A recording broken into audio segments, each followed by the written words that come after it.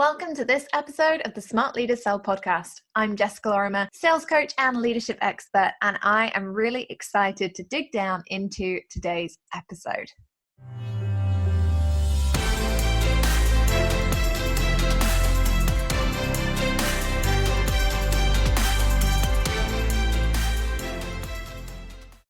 Oh, Poddies, have you ever had one of those days? Well, I have one of those days today, and it means that whilst I would normally be recording this episode in my office, nice and quiet and chilled, I'm now having to record it in my living room, right next to my kitchen. In fact, right next to where my dishwasher refuses to pause. So you get to join me on a busy September Monday morning with the glamorous lifestyle that I lead. But at least you know that I actually do my dishes, which is good, which is, I feel a plus sign. So we are here. We have officially hit September. It is my birthday month. I know I've been going on about it. Don't expect that to stop. It's a big month for me. It's the big 3-0. I am about it. And I know that as Scott is editing this episode, he's going to be like, oh, that noise. And that everybody listening is going to be like, what was that? I don't know either. But there are a few things coming up in September that I am incredibly excited about. One of them is obviously my birthday because hello, cake, presents, karaoke, what's not to like? But also I am next Monday, in fact, I am having a VIP day with the amazing Ali Brown. So she is coming over and we are running an awesome VIP day that I'm very, very excited about. So I'm going to be dishing the dirt on an episode probably in, November by the time that it airs, talking about what that VIP experience was like and, what my key breakthrough moments were. So next Monday, hold your breath for me because I will be in a room with Ali directly. Make sure you keep an eye on my Insta stories. I will be hanging out there most of the day, sharing some little insights, sharing where we actually have the VIP day and what we get up to, which I think will be really, really exciting. But do you know what's even more exciting than that? Even more exciting, I tell you, is the fact that it is September. And September is one of my favorite months of the year, not just because of my birthday, not even this year, just because of the VIP day with Ali. But I'm also going to be doing some really, really cool stuff in Q4 this year. And September is one of my favorite business months because it kicks off Q4. And it's really, really exciting. Actually, next week is going to be a really cool week to kick off Q4 for me. Obviously, I'll be having VIP day with Ali. I don't know how many times I can say that during this episode before it gets boring and dull. I think that's probably about it. But also, I'm speaking at the amazing Retain Live. So if you are in Newcastle next week, whoop, whoop, get the beers ready because I'm going to be there too. I'm incredibly excited to be there. The event's hosted by the amazing Mike and Callie from the membership guys, and I'm going to be there talking all about how you can increase sales within your membership. So that's going to be very, very exciting and a really, really cool way to kick off a brand new quarter and a brand new life year as well. So all happy days. However, September as a month in business is just a good month, right? And I'm saying this now, and I'm kind of looking at myself in my TV because obviously sat in my living room today thinking, am I jinxing this?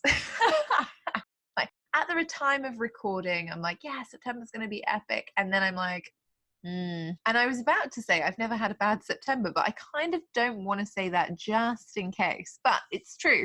September is traditionally a really good time for businesses. It's a really good money-making month. It's a really good month to be positive about new client generation, about lead generation. Just lots of exciting things happen in September. And it's a really, really good time, particularly if you haven't had the year that you've been expecting revenue-wise. It's a really, really good time to get yourself back on track, to recoup some lost revenue, and to actually start planning for one of the most profitable business seasons of the year, which is Q4. Woo woo. So that is super exciting, and it's actually what I want to talk to you about today during the episode, is how you can hit that financial goal that you've been looking for. Now, there is something really exciting that is also happening. I know, September is just full of all of the good stuff. In just 2 weeks' time, we will be hosting, or I will be hosting, and my team are busy behind the scenes creating a 5 steps to 5K challenge. Woo woo! It's been a while since we ran the last challenge, and this is one that I'm particularly excited about. Now, if you aren't looking to make your first 5K, do not worry, still join. The challenge is about making money. It's about being able to set a revenue goal and hit a specific target, and I'm very, very excited about it. If you want to join the challenge, if you've already been part of a Jess Lorimer challenge and you're already getting yourself geared up and thinking this is the way to crack September, then head over to the show notes, click the link in there and get yourself signed up, because it won't be long before we'll be hitting go time on it, and you will be following the 5 steps that you need to take to hit your next 5K in revenue. It's gonna be a goodie. So make sure that you get yourself signed up. Like I say, it will be fabulous. I'm very excited. I'm also taking some hermit time over the next week or so when I'm not at the event, when I'm not gallivanting around in London, just to relax a little and just to kind of hermit and get prepared for the fact that we're going to have an awesome challenge. It's going to be super engaged, and that the Facebook group is going to be off the chain. Also not sure that I'm cool enough to say that phrase like with a straight face. So let's talk about this then and get ourselves kind of prepped for challenge time. It's a really interesting one. When we think about regaining lost revenue, or we think about quick cash injections, or we think about hitting a certain revenue target within a certain time frame, it can actually be a little bit of a blessing and a curse in some ways. And one of the exercises that I regularly get my clients to do, the clients who are working with me on a longer term basis, is to fill in quarterly check-in reports. And if you are one of my clients listening, you're now thinking, oh my God, it's the first week of September. She's going to send them out again. And I am. Get them filled in, guys. You know I love to look at them. But it's true. You know, it's really interesting to be able to look at the metrics. And it's really important to be able to know your numbers and know how you can operate more smoothly. The downside to tracking your numbers is that obviously you can see how successful you've been at generating revenue and leads and sales calls and all the other good stuff that we look at, or not. And that's a lot of the reason behind people not doing it. It's one of the reasons that people stop themselves checking in on their revenue goals. It's one of the reasons that we leave it late to actually fix problems or even identify potential issues and obstacles that we need to overcome, because we don't like to feel like we're failing. And equally, a lot of us come out of corporate jobs, we go into entrepreneurship, and the last thing you want in entrepreneurship is to have somebody going, what are your KPIs and why aren't you performing? I say that as somebody who looks at my KPIs every week and thinks, oh my goodness, the only thing some weeks that saves me, I have to be honest, is the fact that I still make good money. And when I was in corporate, I used to say to my boss, I don't need to spend 20 hours on the phone every week because I make more money than the people who are spending 20 hours on the phone on the week. And he would laugh and let me get away with it, but also remind me that, Jess, imagine how much more you could make if you did actually spend 20 hours a week on the phone. And that's true, or it's probably true. I think there were many arguments I used in my early 20s, one being, you know, you can't overdo it. Looking back, I think I was probably incredibly difficult to manage. I'm not entirely sure that, despite how often I say that I would have loved to have kept my job, I'm not entirely sure I was cut out to be an employee. But there are certain things that we need to look at and focus on when we're looking at generating a certain income goal. You know, one is obviously we need to understand how much we want to make. So if this year so far you've been feeling like you are in the minus a little bit, or you're not quite to your goal yet, or you've got a specific amount that you want to make up, now is the time to really look at that honestly and transparently and think, okay, do I need to readjust my goal, or am I prepared to go all out on really hitting that revenue goal? And am I prepared to do everything required to actually hit that? The other thing to look at and question to ask yourself before you start doing anything practical in terms of sales activities is, you know, what has actually contributed to that goal not being hit? And that's something that, again, can be a little bit painful to look at if we have to go with being transparent and honest with ourselves. There are definitely times in my business where I look at things that I would have loved to achieve. I would have loved to have achieved even. And I haven't achieved because I haven't honestly put the time, effort, or energy into making them happen. One of those things was, for me, actually writing my first book. It took me way longer than it needed to. I put it off for about the first 2 years of thinking about it. And actually, had I just sat down and written it, it would have been probably a lot easier. And I could have still given myself tons and tons of time to get it out there and do the things that I may have wanted to have changed with it. So there are always going to be things that you perhaps want to change, that you want to do differently. And now is a really good time to just assess honestly and openly why you haven't achieved the revenue goal that you want to achieve this year, or how you have already achieved or exceeded the revenue goal that you wanted this year, and set yourself up for doing more of the right things. I often say to you guys that sales, ultimately, it's not difficult. It's not a series of difficult jobs. It's not even a series of complicated jobs. It's sometimes just identifying what works and repeatedly doing that. And that can be quite a challenging thing because we get bored with doing the same thing over and over again. It's one of the things that I see most often in the online world, and it's actually a really big contributor to the reason that most people struggle with revenue for a long time or go through extended periods struggling with revenue, is because they get bored of what they're doing, even though it's working. And they're like, right, I'm going to go and do something else. So one of the most common examples I always see is funnels. People who are doing well with standard sales techniques, or selling, group programs, or selling one-to-one or done for you services, whatever they're selling, but they're doing it manually. They're running a manual launch, or they are doing proactive outreach or whatever. And they're like, right, I need a funnel. The only way I can make more money is to build a funnel. And, yes, funnels can work at the point that you're ready for them.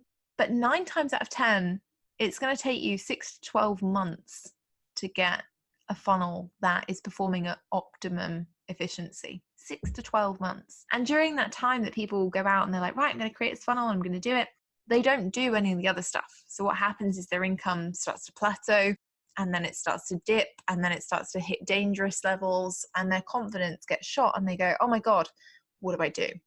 And again, it's always that coming back to Jesus moment of, okay, what's working, what isn't? Let's go and do more of the stuff that's working. Okay, so have that honest conversation with yourself. If you're in September, if you're doing better than you expected and you're excited, look at, what have you been doing really well? What's been working really well? Do more of that. And if you haven't, look at what's been distracting you.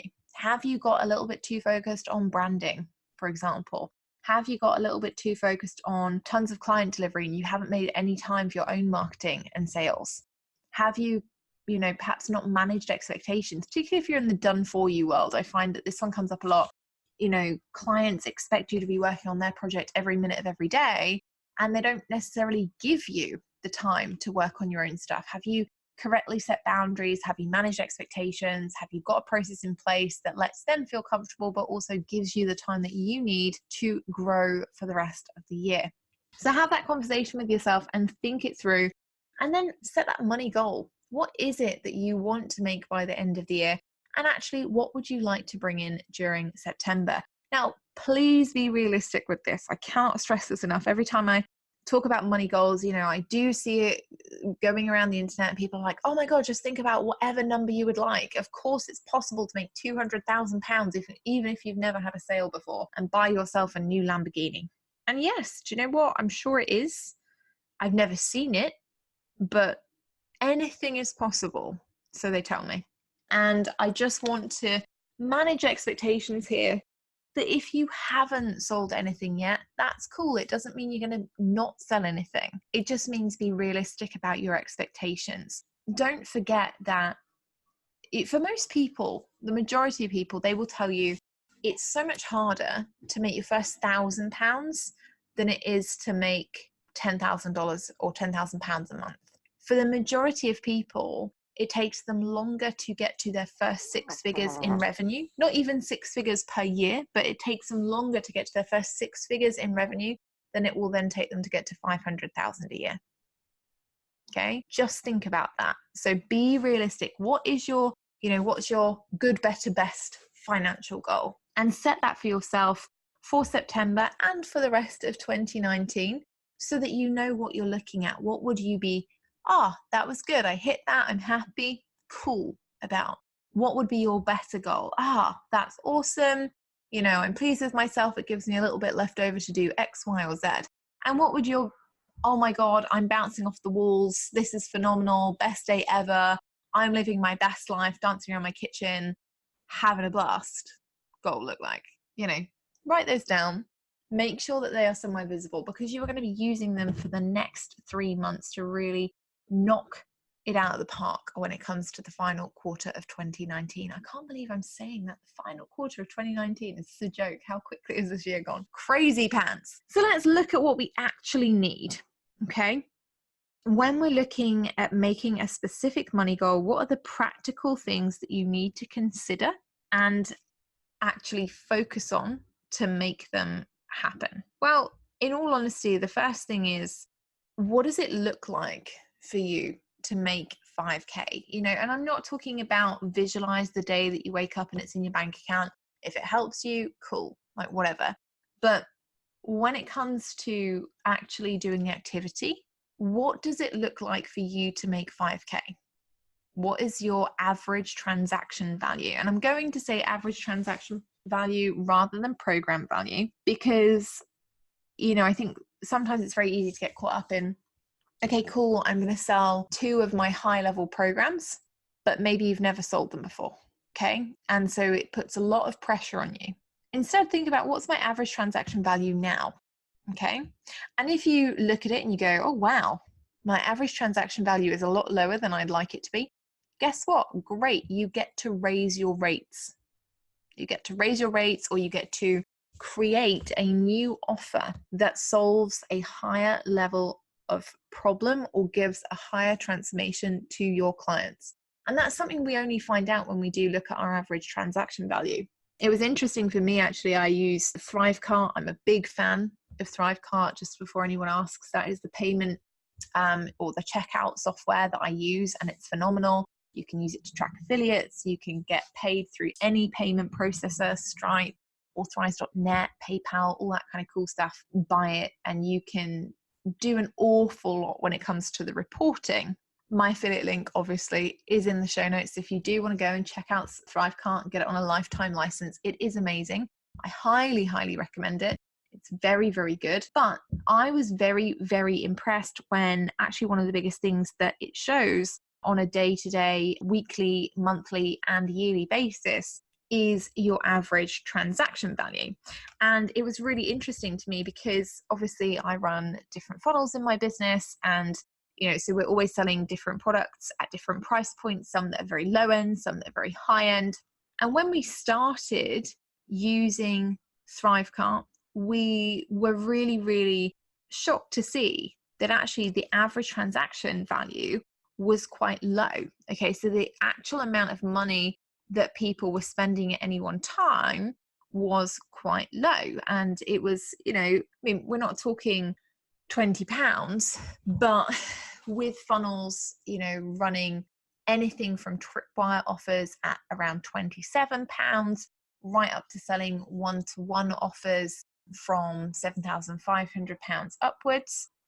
It was lower than we expected, but we actually, because we knew that, we're able to start looking at where we could increase it. And it wasn't just about, okay, we'll add more tripwire offers. It wasn't just a case of, okay, well, we're just going to up the prices in certain things. We looked at the customer journey. We looked at gamification, different ways of encouraging people to return and buy something that would help them on the next step of the journey, and did a lot with regards to copy and journey, sales psychology. It was a really interesting thing. Anyway, I digress. I'm taking you down a path that probably nobody is as geeky as I am about, so apologies. But we managed to increase that average transaction value from £497, so the average transaction value of £497 up to £725.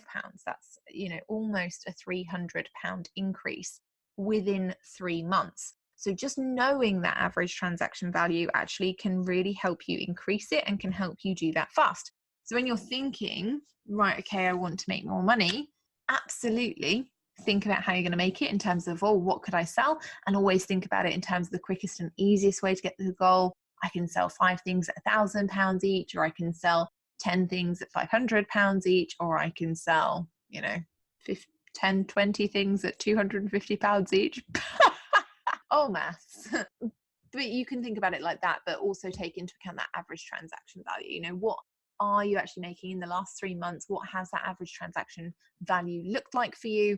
And can you increase it? Because one of the easiest ways to actually increase your sales without doing any extra work is find a way to increase that average transaction value, right? Increase your rates, put in a tripwire offer into something, just encourage people to spend a little bit more with you. They're already doing it. It's so much easier. Okay.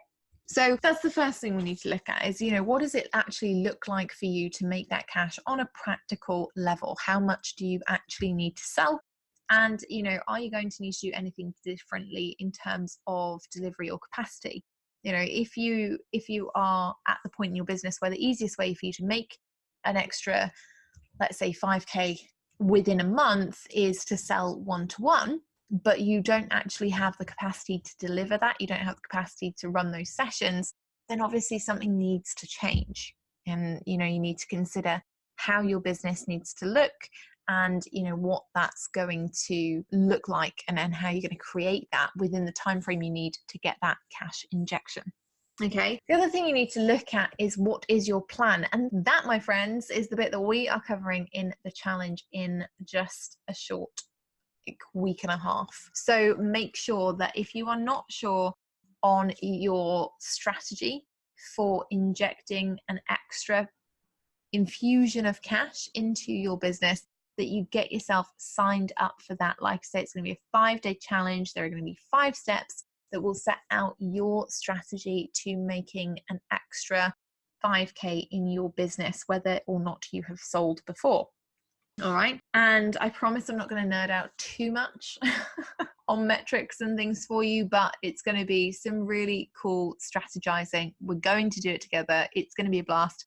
And I'm going to do it too. I'm going to run the challenge too. You'll get to see whether I can make 5K in a week or not. Not talking about funnels, talking about proactive revenue only. Okay. So that'll be interesting. I can now hear everyone saying in the brain, right, okay, got to remember that week, do not buy anything from Jess, just to see if I can still do it, if I've still got the skills. So that's the next thing we have to look at is what does that strategy actually look like? And we also have to look at whether or not we are ready to implement a strategy right now. One of the things that I often see with people in September is they've booked in so much. Okay, they've booked in a launch, and they are participating in a bunch of summits, and they're getting interviewed for a bunch of different things, and they're trying to write articles, and they're trying to do their lead generation and XYZ. And it's no surprise that they then end up having a really stressful month, the month that they come back from summer, where actually they should be kind of taking it easy, easing back in, making the money that they want, but not having to put in this insane amount of effort to do so. All right. So really do think about your capacity for selling in September and actually delivering in September. I don't know whether you guys remember the challenge that I set you last month, or actually no, in July, when I told you to go back to the selling in the summertime challenge and actually look at, the tasks from that to help you get selling over the summer period. And one of those was to look at your capacity and actually look at your scheduling. And it's one of the exercises that people find most helpful, because then you know how much time you actually have to market, to sell, and to deliver. So highly recommend, if you haven't set yourself a schedule for September yet, and you've kind of come back in from the summer holidays thinking, yeah, I'm just gonna see how it goes, wing my way through it. Set a schedule now. I promise you it will be the most powerful thing that you can do. And it really, really will be the best thing for your business and also your personal life, because having a schedule means that you cannot work 24/7. It means you aren't holed up in your office for days at a time. You actually get to see your family and all of the good things that you're supposed to be enjoying. Okay, so that's the second part to it. Have a strategy, execute the strategy. And then the third thing really is simple. It's not define, that's the wrong word. It's do the thing. Okay, so I think one of the biggest issues that I see with people is that they want to generate revenue. And, so often we forget to do the basics and the fundamentals in terms of making money. We forget to set the goal. We forget to actually create a plan that is going to genuinely be beneficial. But most importantly, and the biggest mistake that people make, is that they'll have all of those things. They'll have the goal, they'll have the schedule, they'll have the plan, they'll know what they're supposed to be doing. They'll have even written the content in some instances, but they don't do the thing because life gets in the way, because other things happen, because they're busy, because they're worried about rejection, because they don't want to, or because they do want to, and they're in that state of paralysis. Doing is much more important than anything else. And I say that as somebody who does recommend scheduling, as somebody who loves to plan, as somebody who loves a good strategy to execute and implement. But you know what? You don't always have to do every single bit perfectly in those parts to end up with a good result. Okay, now that doesn't mean wing it, and I want to be very, very clear about that. It doesn't mean wing it unless you are a super good salesperson and you already know everything that there is about sales strategy. What it means is that doing is always going to be more important in terms of actually achieving the result that you want. And it sounds really simple, and it is really simple, but we don't do it because we are afraid of things. Whether it's afraid of doing the actual activity, whether it's being afraid of rejection, whether it's being afraid of succeeding in some instances. But what I'd love for you to do, just challenge yourself, just this first week of September, is just challenge yourself to do your sales activity first. Okay, so when you get up in the morning and you're settling into work for the day, the first activity that you do needs to be sales related. If it's writing a sales email, if it's doing some proactive outreach, if it's having a sales call, if it's writing a newsletter with a really clear call to action, whatever that looks like, just make the first activity, just the first activity of every day, a sales activity. And it really will, A, help you get better results and much quicker, and B, help you feel a lot better about integrating more sales activities just as daily habits. It just becomes the norm. All right. So there you go. That is the first episode of September right there. How exciting is that? Like I say, please come along, join me in a week and a half for the 5K challenge. I'm very, very excited about it, and get your September off to a really good revenue start. I can't wait. I seriously am gearing up for it. Very, very excited about this month and all of the good stuff to come. So if you've enjoyed the episode and you've got a key takeaway, please head over onto Instagram or social media in general and just let me know what you thought of the episode and what your big realization was from today. I'm excited to see you in Friday's episode. We've got a really cool special guest coming on this week, which is the lovely Marianne Cantwell, who is a phenomenal person, phenomenal business owner, and best-selling author of one of the coolest books that I think I've actually ever read. Okay, so make sure you tune in on Friday and hear what she has to share about making your first 6 figures in business. I will see you then.